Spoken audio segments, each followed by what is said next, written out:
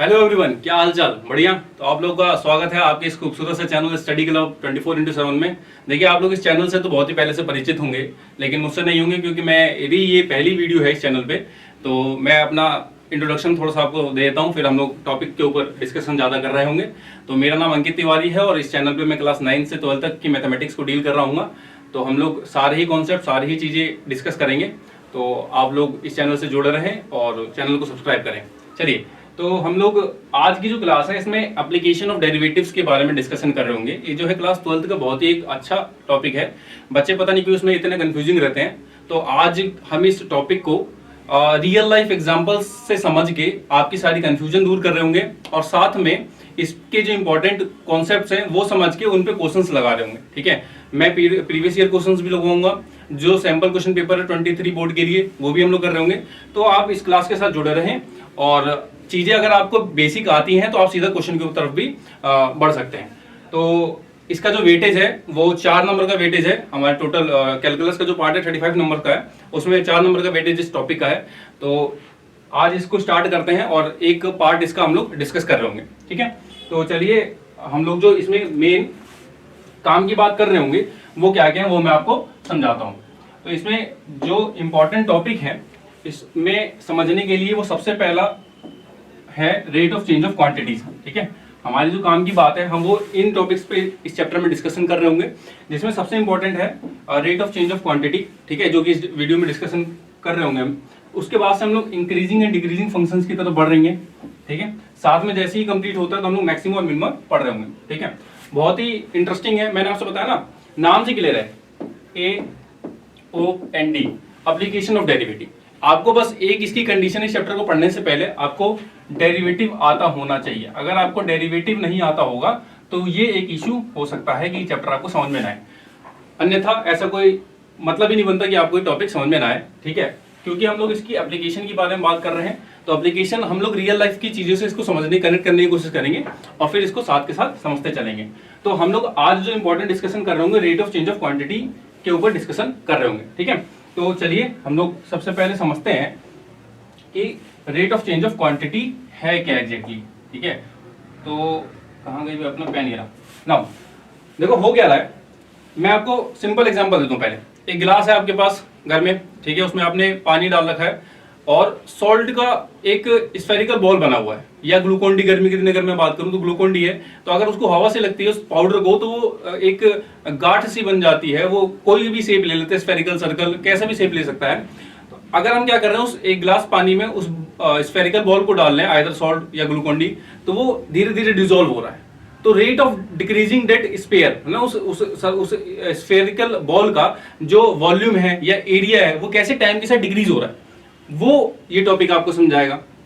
दूसरा अगर मैं आपको एग्जांपल दूं तो आप एक समंदर किनारे खड़े हैं, या एक सिंपल समंदर पे तो जाने की बात ही नहीं है, आप घर में अपने बाल्टी में पानी भर रखा आपने और एक बॉल ऊपर से ड्रॉप कर रहे हो। ठीक है, या एक पत्थर ड्रॉप कर रहे हो, तो होगा क्या, लेट्स से ये एक एग्जांपल ले लेता हूं मैं।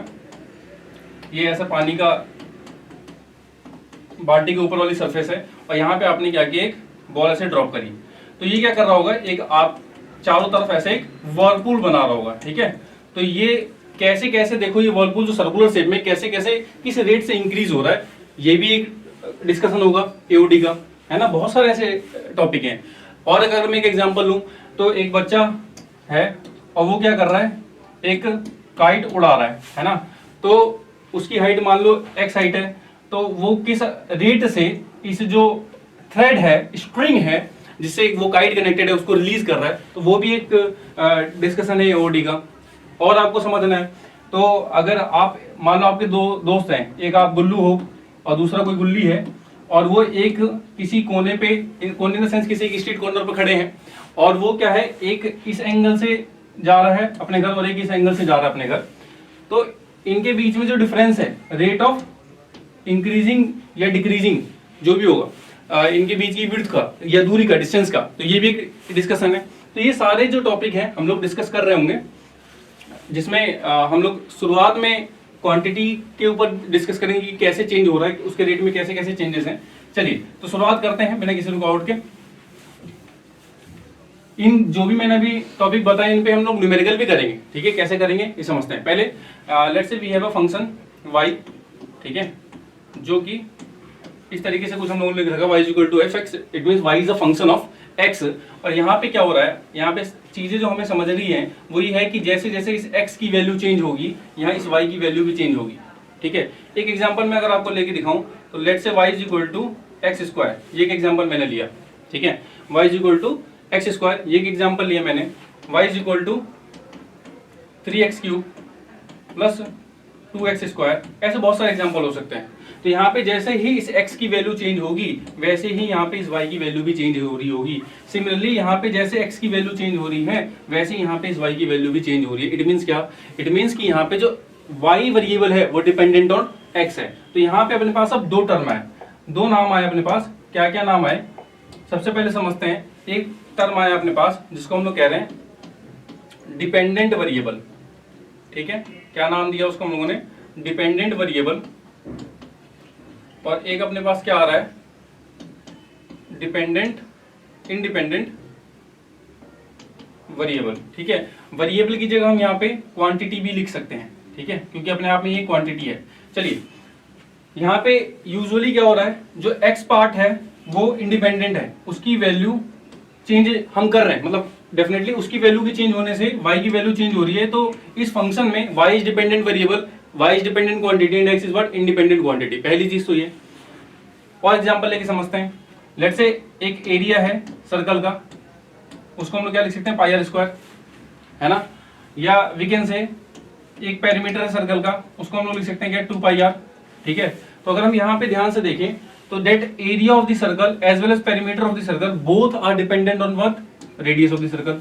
इट मींस हम ये कह सकते हैं ना कि भाई जो एरिया और पेरीमीटर सर्कल का वो रेडियस पे डिपेंडेंट है। क्या हर बार रेडियस पे डिपेंडेंट रहेगा? हाँ बिल्कुल। इस केसेस में जैसे अगर हम इक्वेशन देखें या फॉर्मुलेट करें तो यहाँ पर तो डेफिनेटली एरिया और पेरीमीटर जो सर्कल का है वो रेडियस पे डिपेंडेंट है। तो क्या रेडियस एक बिल्कुल इंडिपेंडेंट क्वांटिटी है? रेडियस डिपेंड नहीं करती, रेडियस भी डिपेंड करती है, ठीक है। तो यहाँ पे एक ही एक ऐसे सिंगल क्वांटिटी जो हम लोग यहाँ पे डिस्कशन कर रहे होंगे वो है टाइम, जो कि अपने आप में एक इंडिपेंडेंट क्वांटिटी है, जो कि अपने आप में क्या है, इंडिपेंडेंट क्वांटिटी है। इसके अलावा जो हम यहाँ पे डिस्कशन कर रहे होंगे वो सारी क्या है, डिपेंडेंट क्वांटिटी है।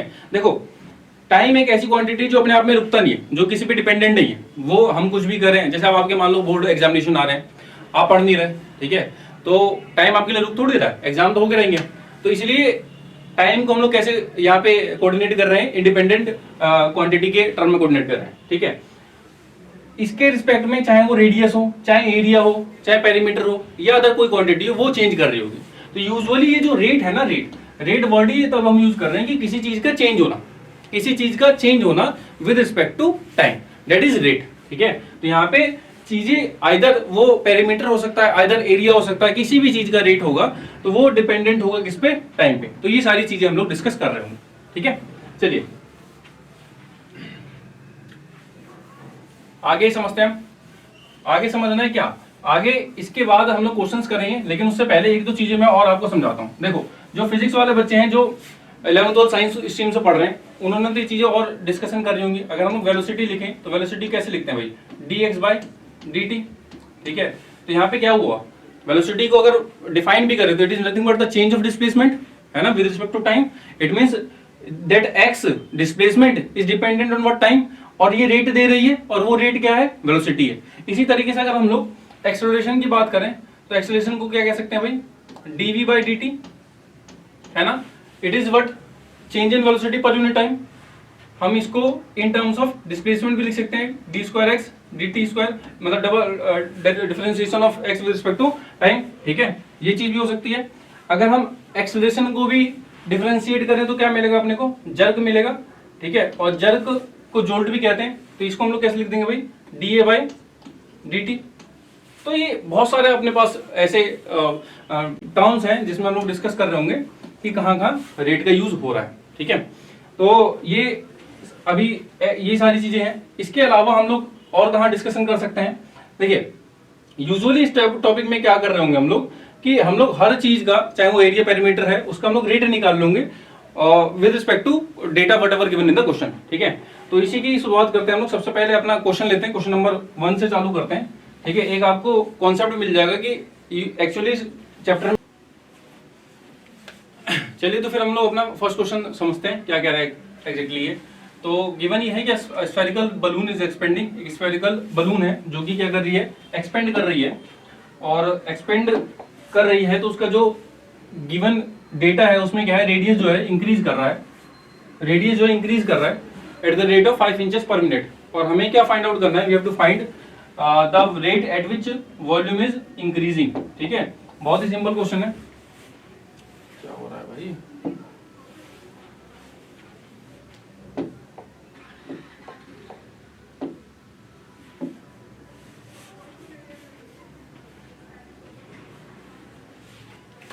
हाँ तो देखते हैं हम लोग अपना फर्स्ट क्वेश्चन क्या कह रहा है। तो according to question spherical balloon is expanding. एक स्फेरिकल बलून है जो कि एक्सपेंड हो रहा है, और उसके अकॉर्डिंग जो है क्वेश्चन के according radius is increasing at the rate of 5 inches per minute. तो जो रेडियस है उस बलून की, जैसे जैसे उसका साइज बढ़ रहा है वैसे रेडियस जो है वो 5 इंचेस पर मिनट के रेट से इंक्रीज हो रहा है। तो हमें फाइंड क्या करना है, we have to find at which the volume increases. किस रेट से जो वॉल्यूम होगा उस बलून का एक्सपेंड कर रहा होगा, we have to find that thing. ठीक है, और क्वेश्चन में और क्या डेटा दे रखा है, we have provided with the radius जो कि कितना दे रखा है, 10 इंच। तो सबसे पहले तो क्वेश्चन करने के लिए सिंपल रूल यही है कि आप जो गिवन डेटा है उसे लिख लें। तो गिवन डेटा के हिसाब से जो रेडियस है वो कितना है अभी, 10 इंच। ठीक है, लिख लिया। और उसके आगे क्या दे रखा है, उसके आगे हमें जो चेंज है, किसका चेंज, रेडियस का, dr बाई dt, वो कितना दे रखा है भाई, 5 इंचेस पर मिनट। ठीक है, ये एक डेटा अपने को मिल रखा है। नाउ इसके बाद से हम लोग को एक्चुअली में पूछा गया है, तो हम लोग को जो फाइंड करना है डेटा वो अपने पास क्या है, dv by dt, the rate at which volume is increasing और डिक्रीजिंग व्हाटएवर। ठीक है, डेफिनेटली वो एक्सपेंड कर रहा हो तो इंक्रीज ही कर रहा होगा। तो चलिए, बहुत ही सिंपल क्वेश्चन है। ठीक है, इससे आसान क्वेश्चन नहीं हो सकता इस टॉपिक का। क्या करना है, तो यहाँ पे सबसे पहले तो वॉल्यूम आपको पता होना चाहिए, स्फेरिकल सरफेसेस के वॉल्यूम क्या होते हैं। तो it is nothing but 4/3 pi r cube. ठीक है, इसको डिफरेंशिएट करते हैं विद रिस्पेक्ट टू टाइम। तो यहां से क्या वैल्यू आएगी, dv by dt is equal to 3 into 4/3 pi r square. ये तो इसका डिफरेंशिएशन हो गया, और चेन रूल के अकॉर्डिंग ये r भी डिफरेंशिएट होगा, तो क्या आ जाएगी वैल्यू, dr बाय dt। ठीक है, ये अपने पास डाटा है। चलिए, तो अब यहां से क्या करते हैं, ये 3 से ये 3 जा रहा है। ठीक है भाई, और यहां से आगे इसको कैलकुलेट करें तो यहां से क्या बचा, 4 पाई। चलिए अब वैल्यूज पुट करते हैं। r की वैल्यू कितनी है, 10, तो यहाँ पे कितना हो जाएगा, 10 का स्क्वायर, और dr by dt already given कितना दे रखा भाई, 5 इंचेस पर मिनट। तो यहाँ पे हमें 5 मिल रखा ऑलरेडी। तो यहाँ से कितना हुआ देखो भाई, 4 into 5 is 20, and 20 into 10 square 100, that is 2000। तो ये 2000 pi is your correct answer. यहाँ भाई ऑप्शन में है अपने पास, बिल्कुल option number C is the correct answer for this particular question. ठीक है, बहुत ही सिंपल और बहुत ही इंटरेस्टिंग क्वेश्चन। ये अभी बेस डेवलप किया है। देखो यूजुअली इन टॉपिक में जो चेंज ऑफ क्वांटिटी का टॉपिक है, हम लोग कर क्या रहे होंगे, डेटा को पहले लिखेंगे, एनालाइज करेंगे, प्रोवाइडेड क्या है, फाइंड क्या करना है, और सिंपल फॉर्मुलेट करके डिफरेंशिएट करना, और कुछ इसमें ज्यादा मेहनत करने वाली चीज ही नहीं। चलिए अब आगे चलते हैं नेक्स्ट क्वेश्चन पे। तो नेक्स्ट क्वेश्चन की तरफ बढ़ते हैं। हमारा क्वेश्चन नंबर 2 ये है, क्या कह रहा है अभी question number 2, a stone is dropped into a quiet lake and waves moves in circle at a speed of 4 centimeter per second at the instant when the radius of the circular wave is 10 centimeter, how fast is enclosed area increasing। देखो मैंने अभी तुम्हें कहा था ना, real life से connect करेंगे इसके। कैसे भाई, मैंने अभी तुम्हें एक एग्जांपल बताया कि अगर हम एक बाल्टी में स्टोन ऐसे गिराते हैं, या किसी भी पर्टिकुलर एरिया में, पूल में जहां पानी है सफिशिएंट अमाउंट का, तो वहां पे एक वेव क्रिएट हो रही होती है। तो जो फिजिक्स वाले हैं वो तो और अच्छे से समझ पाएंगे। देखो कैसे, लेट्स से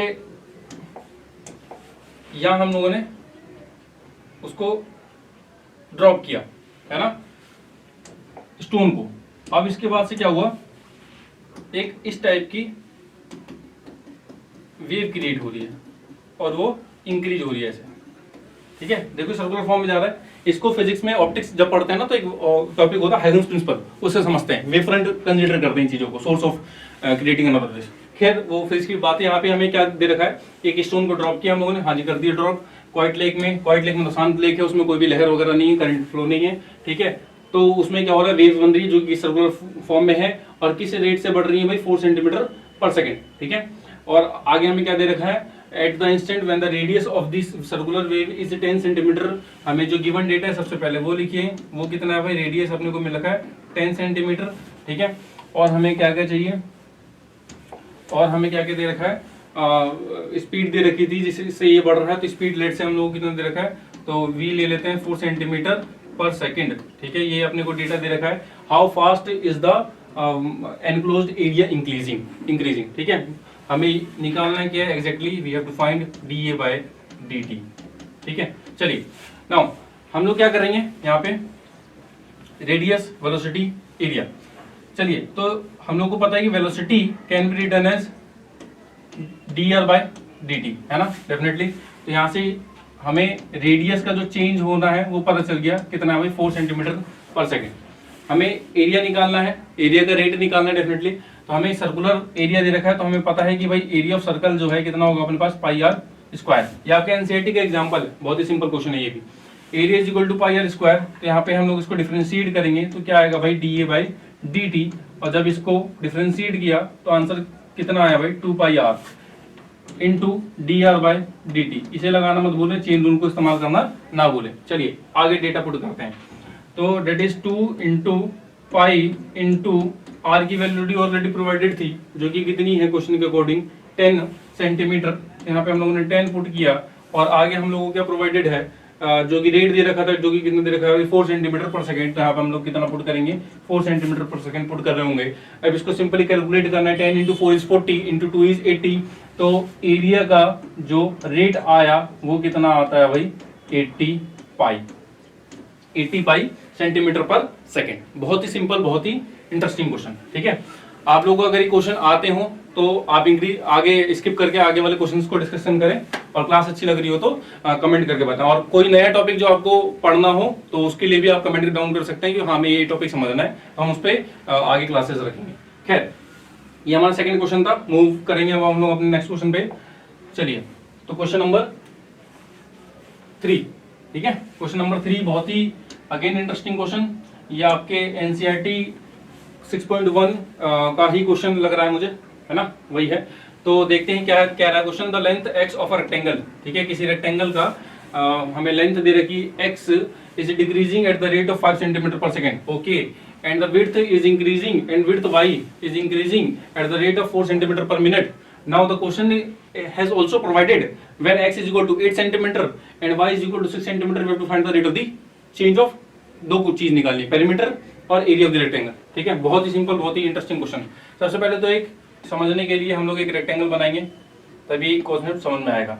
क्वेश्चन के अकॉर्डिंग जो लेंथ दे रखी है रेक्टेंगल की कितनी है, x है, तो इसको भाई कितना मानो, x मानो, और जो विड्थ दे रखी है वो कितनी मानो भाई, y मानो, ठीक है। बहुत ही सुंदर, बहुत ही अच्छा। अब हमें क्या दे रखा है कि जो जिस रेट से ये लेंथ डिक्रीज हो रही है रेक्टेंगल की, वो कितना दे रखा है भाई, डिट मींस dx by dt अपने को कितना दे रखा है, 5 centimetre per minute, 5 centimetre per minute. एक चीज मैं आपको पहले ही बता दूं कि जब कभी भी, जैसे हम लोग फिजिक्स में पढ़ते हैं ना, कि जो मोशन है अगर वो अपोजिट डायरेक्शन में है तो उसके लिए हम लोग नेगेटिव साइन का यूज करते हैं, ठीक है। सिंपली यहाँ पे जो इंक्रीजिंग रेट होगा उसके लिए हम लोग पॉजिटिव डिनोशन करेंगे, और जो डिक्रीजिंग रेट होगा उसके आगे हम लोग नेगेटिव साइन का यूज कर रहे होंगे। तो यहाँ पे ऑलरेडी प्रोवाइडेड है the length x of rectangle is decreasing at the rate of 5 centimetre per minute. It means what we have provided with dx by dt is equal to -5 centimetre per minute, ठीक है। ये हमें data already provided है। और क्या हमें provided है, इसके अलावा हमें प्रोवाइडेड है कि जो विड्थ है वो रेक्टेंगल की y जो कि किस रेट से इंक्रीज हो रही है 4 सेंटीमीटर पर मिनट। तो यहाँ पे हम लोग क्या लिख देंगे, dy by dt is nothing but positive 4 centimetre per minute, ठीक है। अब हमें दो चीजें निकालनी है।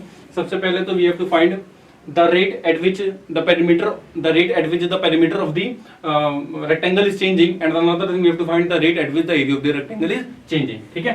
तो सबसे पहले हम लोग क्वेश्चन नंबर मतलब पहला पार्ट करते हैं, जिसमें हम लोग क्या कर रहे होंगे, पेरीमीटर को चेंज कर रहे होंगे। तो पेरीमीटर का फॉर्मूला आपको पता है रेक्टेंगल का क्या होता है, बहुत ही सुंदर, बहुत ही आसान, that is 2x plus y, ठीक है।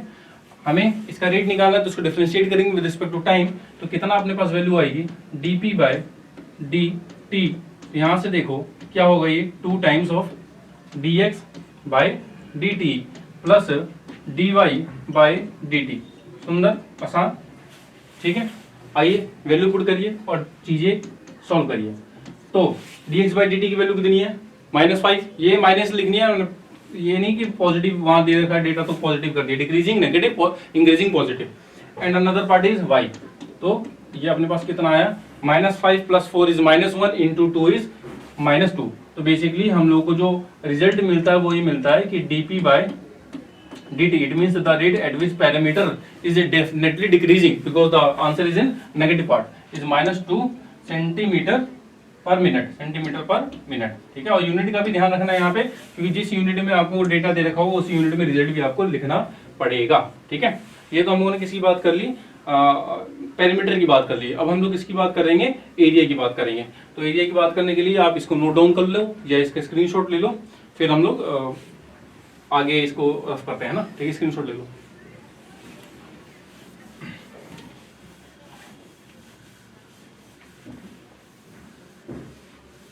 चलिए, तो हम लोग एरिया की अगर बात करें तो एरिया हमें बिल्कुल पता है पैरामीटर का, रेक्टेंगल का, that is nothing but x into में y, ठीक है। तो हमें रेट निकालना है एरिया का, तो डेफिनेटली ये कितना हो जाएगा भाई, dA बाय dt, ठीक है भाई। नाउ तो ये कुछ आपको प्रोडक्ट रूल जैसा लग रहा है, फंक्शन 1 विद फंक्शन 2। तो यहाँ पे क्या होगा, हम लोग को पता है प्रोडक्ट रूल का क्या यूज होता है, first differentiation second plus second differentiation first. तो यहाँ पे फर्स्ट को डिफरेंशिएट करेंगे तो क्या हो जाएगा भाई, dx बाय dt, और फिर हम लोग चुपचाप सेकंड को ऐसे ही सेम उतार देंगे, प्लस क्या करेंगे यहाँ पे, प्लस सेकंड का differentiation, that means dy by dt into में first function that is x। तो यहाँ पे आपको ऑलरेडी प्रोवाइडेड है dx बाय dt, जो कि कितना था, -5 है ना, -5 ऑलरेडी प्रोवाइडेड थे आप, -5। और यहाँ पे y की वैल्यू आपको ऑलरेडी क्वेश्चन में भी दे रखा था कि y कितना है, 6 सेंटीमीटर है।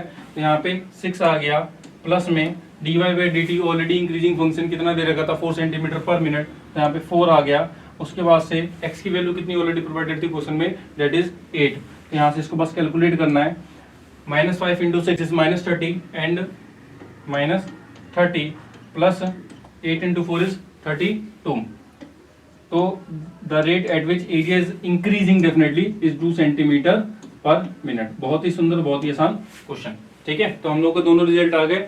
एक रिजल्ट यह है कि जो पेरीमीटर है वो डिक्रीज हो रहा है definitely with the rate of -2 centimetre per minute, and another result is dA by dt, जिसमें क्या हो रहा है, ये +2 सेंटीमीटर पर मिनट से इंक्रीज हो रहा है, ठीक है। बहुत ही सुंदर, ये आपका एनसीईआरटी के क्वेश्चंस हो गए, ठीक है। अब थोड़ा सा लेवल हल्का सा बढ़ाते हैं, और आगे क्वेश्चन नंबर 4 की तरफ बढ़ते हैं, ठीक है। चलिए,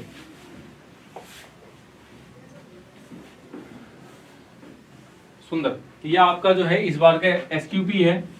एसक्यूपी मतलब sample question paper for board 2023, ठीक है। जो आपका सैंपल क्वेश्चन पेपर है बोर्ड 2023 के लिए, उसका ये क्वेश्चन है, और इसको समझते हैं कि कैसे होगा ये क्वेश्चन। तो मैं यहाँ पे पहले ही लिख दे रहा हूँ, और अगर आप लोग को चाहिए तो हम लोग एक पूरी मैथमेटिक्स का जो क्वेश्चन पेपर है, sample question paper for this year, वो हम पूरा सॉल्व करवा देंगे। एक लंबी क्लास बनेगी 2-3 घंटे की, उसमें हम लोग सारी चीजें डिस्कस करेंगे, एक क्वेश्चन एलैबोरेशन के साथ डिस्कस कर रहे होंगे। खैर, पहले ये समझते हैं क्या है ये अ मैन 1 बहुत ही अच्छा क्वेश्चन है, ठीक है। रियल लाइफ देखो, अभी हम लोग जो क्वेश्चन नंबर 2 किया, that is also part of real life. देखो, मैंने अभी बताया था ना, हम लोग ऐसे ड्रॉप कर रहे हैं तो कैसे उसका वेव्स बन रही है और सर्कुलर फॉर्म में बन रही है, किस रेट से इंक्रीज हो रही है। सेम सिमिलरली यही है, आप रोड पे ऐसे चल रहे हो, ठीक है, और आपके पीछे एक पोल है, तो उस पोल से जो लाइट आ रही होगी तो वो एक शैडो क्रिएट कर रही होगी, और वो शैडो आपके आगे चल रही है। तो डेफिनेटली जैसे जैसे आप आगे बढ़ रहे हो वैसे वैसे आपकी शैडो का रेट भी इंक्रीज हो रहा है। तो we have to find that thing here, ठीक है। देखो कैसे करना है। A man 1.6 metre tall walks at the rate of 0.3 metre per second away from a street light that is 4 metre above the ground. इसको डायग्रामेटिकली समझते हैं पहले। एक ये पोल है, ठीक है, और इससे कुछ दूरी पे एक कोई ह्यूमन है, वो चल रहा है अपना, ठीक है। इस पोल की हाइट हमें ऑलरेडी प्रोवाइडेड है, जो कि कितनी है, 4 मीटर है। यहाँ पे लेट से कोई लाइट का सोर्स होगा, वो क्या कर रहा होगा, लाइट ऐसे क्रिएट कर रहा होगा, तो उससे क्या हो रही होगी, शैडो बन रही होगी, ठीक है। यहाँ पे हम 2-3 पॉइंट ले लेते हैं, पॉइंट ए हो गया, ये पॉइंट बी हो गया। ठीक है, और यहाँ पे जो वो पर्सन है जो चल रहा था वो ये रहा, लेट से वो x दूरी पे है पोल के फुट से, और ये y दूरी हो गई जहाँ इसका शैडो बन रहा है। जैसे जैसे मैंने आपको सिंपल बताया ना कि पीछे से लाइट आ रही तो ऐसे शैडो बन रही है, तो ये कंडीशन है। This is pole, this is person moving away from the, है ना, already provided in the question that is moving away from the pole, ठीक है, with rate of 0.3 metre per second, ठीक है। हम लोग को दो चीज यहाँ पे फाइंड करनी है। पहला तो at what rate is the tip of the his shadow is moving, ठीक है, किस रेट से उसका जो tip of the shadow move कर रही है, मतलब ये जो टिप है वो किस रेट से मूव कर रही है। पहले तो हमें ये फाइंड करना है, उसके बाद हमें क्या फाइंड करना है, at what rate his shadow lengthening, अच्छा लेंथनिंग, ठीक है, किस रेट से इसकी शैडो लेंथिंग है, ठीक है। बहुत सिंपल सी चीजें हैं। तो सबसे पहले तो हम क्या करते हैं यहाँ पे इसको समझने के लिए, देखो हमने नेमिंग कर ली ए बी, और ये पॉइंट को हम लोग सी कह देते हैं, और ये मैन है तो इस पॉइंट को हम लोग मैन कह देते हैं, ठीक है। और इस पॉइंट का जो ये एक इसका हेड वाला पॉइंट है इसको लेट से हम लोग एक्स कह देते हैं। तो यहाँ पे सिंपल सी चीजें, कोई बहुत टफ नहीं है। यहाँ पे लेट से कुछ थीटा एंगल से यहाँ पे शैडो बन रहा होगा। तो यहाँ पे अब क्या कर रहे हैं हम, सबसे पहले तो जो डेटा दे रखा है वो लिखते हैं, जो कि कितना दे रखा है, रेट उसका dx/dt, और dx/dt कितना अपने पास 0.3 मीटर पर सेकेंड, ठीक है। क्यों dx/dt लिखा, dy/dt क्यों नहीं लिखा, क्योंकि ये जो है यहाँ से इसकी जो दूरी है वो x है, वो x डिस्टेंस के उससे मूव कर रहा है। तो dx/dt we have already provided. हमें पहली चीज क्या फाइंड करनी है, पहली चीज हमें फाइंड करनी है dy/dt, जो कि क्वेश्चन में दे रखा है शैडो मूविंग किस रेट से। तो हम लोग को फाइंड क्या करना है, पहले तो dy/dt फाइंड करना है, ठीक है। और उसके बाद से दूसरे पार्ट में हमने क्या करना है भाई, at what rate is his shadow lengthening, ठीक है। तो ये चीज हमें फाइंड करनी है। तो अब यहाँ पे देखो सिंपल दो चीज कर सकते हैं। एक हम लोग सबसे पहले बड़ा ट्रायंगल ले रहे हैं, ये वाला इन ट्रायंगल एबीसी। तो अगर हम लोग बात करें ट्रायंगल एबीसी की, तो अगर हम ट्रायंगल एबीसी की बात करें, तो अगर मैं निकालूं आपका tan थीटा, मैं क्या फाइंड आउट कर रहा हूँ भाई, tan थीटा अगर मैं फाइंड आउट कर रहा हूँ तो tan is nothing but perpendicular upon base. तो we have already provided that is 4, ठीक है, perpendicular is 4 and base is here x plus y, है ना, बेस कितना है यहाँ पे x प्लस वाई है, ठीक है। और अगर मैं सिमिलरली किस ट्रायंगल की बात करूं, छोटे वाले ट्रायंगल में, इसका नाम मैं क्या दे देता हूं, ये XMC, ठीक है। तो इस इन ट्रायंगल XMC यहाँ पे जो tan थीटा आपका आएगा, यहाँ पे जो tan थीटा की वैल्यू आएगी वो कितनी आएगी भाई, अगेन यहाँ पे परपेंडिकुलर क्या है आपका मैन की हाइट, और मैन की हाइट ऑलरेडी आपको प्रोवाइडेड है क्वेश्चन में कितनी 1.6, तो डेट इज 1.6, और यहाँ पे जो बेस है डेट इज y, ठीक है। और यहाँ पे देखो ये इक्वेशन मान लो 1 हो गई, ये इक्वेशन हमारी 2 हो गई, ठीक है। तो हम लोग को क्या करना है, ये भी tan थीटा ये भी tan थीटा है, तो इक्वेशन 1 एंड इक्वेशन 2 हम लोग क्या करेंगे, इक्वेट करेंगे। और जैसे ही हम लोग इक्वेट कर रहे हैं तो वो क्या रहा है, 4/x plus y is equal to 1.6/y, ठीक है। तो इसको अगर हम और अच्छे से कैलकुलेट करना चाहें तो मान लो डेसिमल हटाए तो यहाँ पे 10 आ जाएगा, ये 4 टाइम्स में गया, ठीक है, 2, और यहाँ पे कितना आ गया, ये 5, ठीक है। तो अब इसको क्रॉस मल्टीप्लाई करते हैं तो कितना हो गया भाई, 2x plus y is equal to y, यहाँ से कितना आ गया, 2x plus 2y is equal to y. चलिए, और कोई तो डेटा आपने को ऐसा दे नहीं रखा ना कि ठीक है। तो यहाँ पे अपने पास जो डेटा आया उसके हिसाब से we have already with this data. अब हमें कुछ नहीं करना है यहाँ पे, सिंपली यहाँ पे y की वैल्यू फाइंड करेंगे, और उसके बाद से हमारा जो y का वैल्यू आ जाएगा उसके बाद से हम लोग dy/dt निकाल के क्वेश्चन को कंक्लूड कर देंगे, ठीक है। तो हम लोग को मेन यहाँ पे जो कॉन्सेप्ट था वो रिलेशन निकालना था, क्योंकि रिलेशन अभी तक हम लोग कर क्या रहे हैं, हमें रिलेशन ऑलरेडी पता होता था। पहले क्वेश्चन में हम लोग को एरिया का रिलेशन पता, वॉल्यूम का रिलेशन पता था स्फेरिकल का, हम लोगों ने वो किया। सेकंड वाले पार्ट में हम लोगों को क्या मालूम था भाई, जो एरिया ऑफ सर्कल है वो मालूम था, तो सिंपली हम लोगों ने कैलकुलेट कर दिया। यहाँ पे थर्ड वाले पार्ट में हम लोगों को क्या मालूम था, वहाँ पे भी हम लोग को एरिया पेरीमीटर का रिलेशन मालूम था विद रेक्टेंगल। यहाँ पे हम लोग को रिलेशन नहीं पता थी, हमें dy/dt तो निकालना है, तो हमें dy/dt तो तब निकलेगी ना जब y का कुछ रिलेशन होगा, ठीक है। तो y का कुछ रिलेशन नहीं मालूम था। सिमिलरली लास्ट वाले पार्ट में जो शैडो जिसमें लेंथनिंग कर रही है वहाँ पे भी हमें x प्लस वाई का पार्ट नहीं मालूम था, ठीक है। तो इसलिए यहाँ पे हम लोग को रिलेशन निकालना ज्यादा इंपॉर्टेंट था, रिलेशन निकाल लिया, अब आप इजीली यहाँ पे सॉल्व कर सकते हो, ठीक है। तो आप कमेंट बॉक्स में इसका आंसर करें भाई कि dy/dt कितना आ रहा है आपके पास, ये आपका पहला आंसर हो जाएगा। और जो सेकंड आंसर होगा वो dx/dt जो कि ऑलरेडी प्रोवाइडेड है क्वेश्चन में, जो कि कितना 0.3 मीटर पर सेकंड, और जो भी dy/dt आएगा उसको ऐड कर देंगे तो वो अपना फाइनल आंसर आ जाएगा। तो ये दो पार्ट आपको निकालने हैं, ठीक है। जगह वैसे ही छोटी सी है तो आप इसको करें, ठीक है, बहुत ही सिंपल है। कमेंट बॉक्स में आंसर इसका जरूर दें। चलिए नेक्स्ट इसका लास्ट क्वेश्चन जो हम लोग कर रहे होंगे वो एनसीईआरटी एग्जाम्पल का क्वेश्चन है, बहुत ही इंटरेस्टिंग। और इस लास्ट क्वेश्चन के बाद हम लोग अपनी क्लास आज की कंक्लूड करेंगे, ठीक है। नेक्स्ट क्लासेस में और भी आगे चर्चा हो रही होंगी। एनसीईआरटी एग्जाम्पल का ये क्वेश्चन है, इसमें क्या कह रहा है, water is dripping out at A steady rate of 1 cubic पर सेंटीमीटर पर सेकेंड। अभी तक हम लोगों ने जो रेट है इन टर्म्स ऑफ लेंथ भी देखी, सेंटीमीटर पर सेकेंड भी देखी, इन टर्म्स ऑफ स्क्वायर भी देखी, सेंटीमीटर स्क्वायर पर मिनट और सेकेंड, ठीक है। और अब हम लोग को एट लास्ट जो रेट मिली किसके टर्म में मिली, क्यूबिक के टर्म में मिली, जो कि कितनी देखी है 1 cubic centimetre per second through a tiny hole at the vertex of the conical vessel. देखो कुछ कुछ जो यहाँ पे एओडी में 3-4 ही टर्मिनोलॉजी इंपॉर्टेंट है यहाँ पे। एक तो हमें ये समझना है कि वेसल कैसा है, मतलब जो हमारा शेप हो वो कैसा है, कभी स्फीयर होगा, कभी सर्कल होगा, कभी स्क्वायर होगा, कुछ भी हो सकता है, रेक्टेंगल होगा। यहाँ पे कैसा शेप है, कॉनिकल है। उसके बाद से रेट देखो, सबसे पहले क्या प्रोवाइडेड है, तो रेट हम लोग यहाँ पे जो प्रोवाइडेड है 1 क्यूबिक सेंटीमीटर पर सेकंड प्रोवाइडेड है, पहली चीज। उसके बाद से क्या है, वो एक्सिस इज वर्टिकल, ठीक है। When the slant height of water in the vessel is 4 centimetre, तो स्लैंट हाइट दे रखी है, ये ध्यान देना है, ठीक है। उसमें दो हाइट होती है, एक एल्टीट्यूड वाली हाइट कॉनिकल फ्लास्क में, और एक अपने पास स्लैंट हाइट होती है टेंजेंशियल सी। तो हम लोग को आखिरी में क्या करना है, find the rate of decrease of slant height, ठीक है। आपने को dl/dt निकालना है, ठीक है। Where the vertical angle of the conical flask is π/6, angle भी दे रखा है, देखो भाई बहुत ही इंटरेस्टिंग, बहुत ही अच्छा क्वेश्चन। चलिए ये क्वेश्चन आपका एनसीईआरटी एग्जाम्पलर का क्वेश्चन है, तो इसको समझते हैं। देखो क्या करना है यहाँ पे, सबसे पहले तो मैं आपको एक कॉनिकल डायग्राम से समझाता हूँ कि एक्चुअल में क्वेश्चन हमसे डिमांड क्या कर रहा है, ठीक है। कुछ इस टाइप का एक कॉनिकल फ्लास्क है, तो डायग्राम अच्छा ना बनाओ तो चला लेना भाई, ठीक है। हाँ, अब यहाँ पे हम लोग क्या कर रहे हैं, एक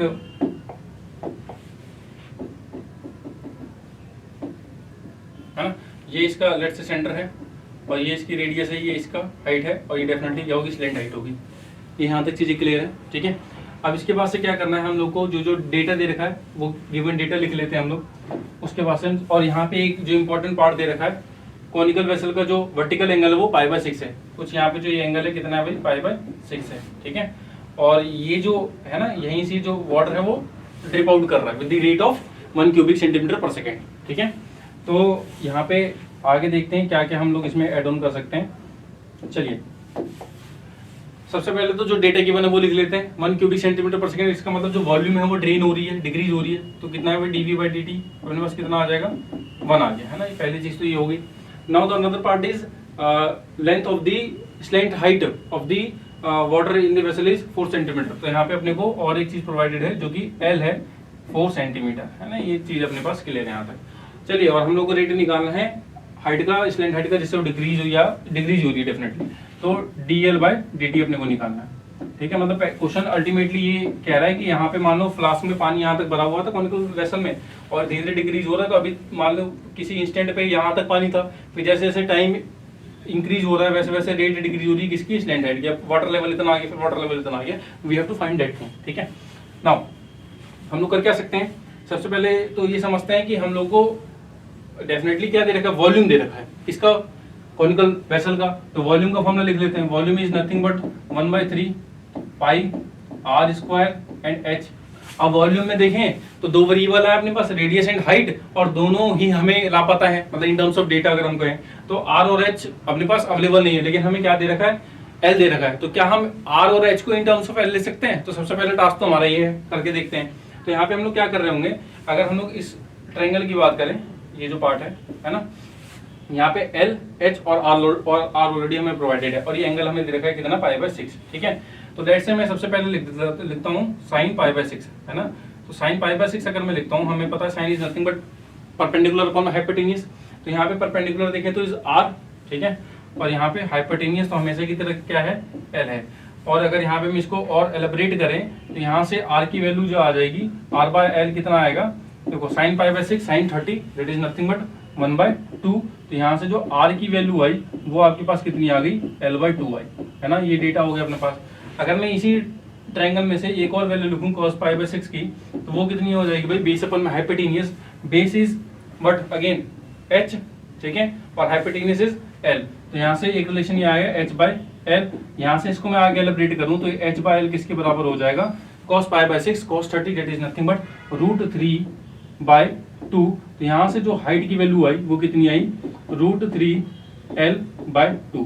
तो यहाँ पे देखो सबसे इंपॉर्टेंट चीज तो ये हो गई कि हमें जो रेडियस और हाइट है वो इन टर्म्स ऑफ l मिल गए। इससे फायदा क्या हुआ, इससे फायदा ये हुआ कि हमें अल्टीमेटली जो रेट निकालना था डिक्रीजिंग ऑफ स्लैंट हाइट का, वो किसके टर्म्स में निकालना था, l के टर्म में ही निकालना था, ठीक है। और हमें जो वॉल्यूम है वो r और h के टर्म में था अवेलेबल। तो चलिए अब यहाँ पे इस वॉल्यूम को किसके टर्म में अवेलेबल करवाते हैं, इन टर्म्स ऑफ l। तो यहाँ पे 1/3 पाई तो यही रहेगा सेम, r की वैल्यू हम लोग क्या पुट कर सकते हैं l/2, और r स्क्वायर है तो ये कितना हो जाएगा भाई, l स्क्वायर बाय 4। पहली चीज तो ये हो गई। अगेन यहाँ से h की वैल्यू कितनी है, √3l/2, तो वहां पे पुट करते हैं। तो यहाँ पे जैसे ही हम लोगों ने पुट किया तो यहाँ से देखो क्या हो जाएगा, volume is equal to 1/3 and, या ऐसे सीधा लिख देते हैं v इज इक्वल टू, देखो ये 3 है तो 3 can be written as √3 into √3, तो एक √3 से नीचे वाला √3 कैंसिल, तो यहाँ से बचेगा क्या, पाई बाय 4 √3, ठीक है। और यहाँ से ये l स्क्वायर तो और l, तो ये कितना हो जाएगा l क्यूब, है ना, 4 इंटू 2 ये 8 हो जाएगा। तो यहाँ पे हम सीधा सीधा इसको लिख देते हैं पाई बाय 8 √3 और यहाँ से l डेफिनेटली क्यूब, ठीक है भाई। ये अपना यहाँ तक का रिजल्ट हो गया, तो हम लोग को वॉल्यूम मिलेगा। अब इसको हमें गिवन क्या है, डेटा में हम लोग को गिवन है dv/dt, तो ये हम लोग समझते हैं, हम लोग को dl/dt निकालना है, कैसे निकलेगा देखते हैं। ये इंपॉर्टेंट अभी तक जो हम लोगों ने किया, हम लोगों ने वॉल्यूम को इन टर्म्स ऑफ l में कन्वर्ट किया, ठीक है। तो चलिए एक और चीज हम यहाँ पे समझते हैं इसी के आगे से। हम लोग को जो वॉल्यूम मिल गई कितनी मिली भाई, l3 पाई l3 और 8√3, ठीक है। और हमें जो dv/dt है वो ऑलरेडी प्रोवाइडेड है, कितना है, 1 है, तो यहाँ पे 1 लगते हैं। फिर यहाँ से इस वॉल्यूम की वैल्यू यहाँ पुट कर रहे हैं, तो यहाँ से जैसे ही हम लोग पुट करेंगे तो कितना हो गया भाई, पाई l3 और यहाँ पे 8√3, ठीक है, इज इक्वल टू में 1। तो यहाँ से देखो डिफरेंशिएट करेंगे तो कितना आ जाएगा भाई, √3, ठीक है। ये 3 देखो सिंपल, मैं डायरेक्ट काट रहा था, वो नहीं करते हैं, यहाँ 3 मान लो ऐसे आया, और पाई l स्क्वायर और यहाँ से आपका कितना बचा भाई, 8√3 is equal to sorry dot dl/dt, ठीक है। ये आपका रिजल्ट बचा इज इक्वल टू में 1, ठीक है भाई। यहाँ तक चीजें क्लियर होनी चाहिए। अब यहाँ से जैसे हम लोग देख रहे हैं कि भाई 3√3 अगेन, तो 3 कैन बी रिटन √3 इंटू √3, यहाँ से जैसे हम लोगों ने इसे काटा तो ये क्या बन गया, √3 पाई l स्क्वायर अपॉन में 8 इज इक्वल टू 1। तो यहाँ से जो वैल्यू आई अपने पास dl/dt is equal to 1, therefore dl/dt is equal to कितना आ गया अपने पास भाई, 8√3 पाई इंटू में l स्क्वायर। अभी कहानी खत्म नहीं हुई है, ठीक है, सॉरी l स्क्वायर ही नीचे आएगा, अभी कहानी खत्म नहीं है दोस्त, अभी कहानी खत्म नहीं हुई है। कहानी में कहाँ बच रही है, तो कहानी हमें यहाँ पे l अभी एक वेरिएबल बच रहा है। तो l की वैल्यू कितनी दे रखी है, ऑलरेडी क्वेश्चन में स्लैंट हाइट दे रखी है 4, इसको पुट करो। तो जैसे हम लोग इसको पुट करेंगे तो ये 4 का स्क्वायर कितना हो जाएगा, 16। तो यहाँ पे हम लोग इसको हटा के क्या लिख देते हैं, सीधा सीधा 1/16। और आपको और ताजुब तो नहीं होना चाहिए, अगर मैं 8 को 16 काटूंगा तो ये कितना बचेगा, 2। तो देयरफॉर जो रिजल्ट आ गया dl/dt वो कितना आया अपने पास भाई, वो dl/dt बहुत ही सिंपल और बहुत ही सुंदर आंसर आया, जो कि कितना है 1/2√3 पाई, और डेटा किसमें दे रखा था, सेंटीमीटर पर सेकेंड में, तो centimetre per second. This is your required answer. तो बेसिकली यहाँ पे जो rate of decrease of slant height आती है वो कितनी आती है, 1/2√3 पाई सेंटीमीटर पर सेकेंड। तो दिस इज व्हाट, ये हम लोगों ने 5 क्वेश्चन डिस्कशन किए, तो बहुत ही सुंदर सुंदर से क्वेश्चन थे। अगर आपको किसी क्वेश्चन में कोई डाउट हो तो कमेंट बॉक्स में बता दीजिएगा। बाकी आज की क्लास के लिए इतना रहने देते हैं, और कोई नया टॉपिक आप लोगों को अगर समझना हो तो प्लीज़ आप लोग कमेंट बॉक्स में बताइएगा। तब तक के लिए थैंक यू।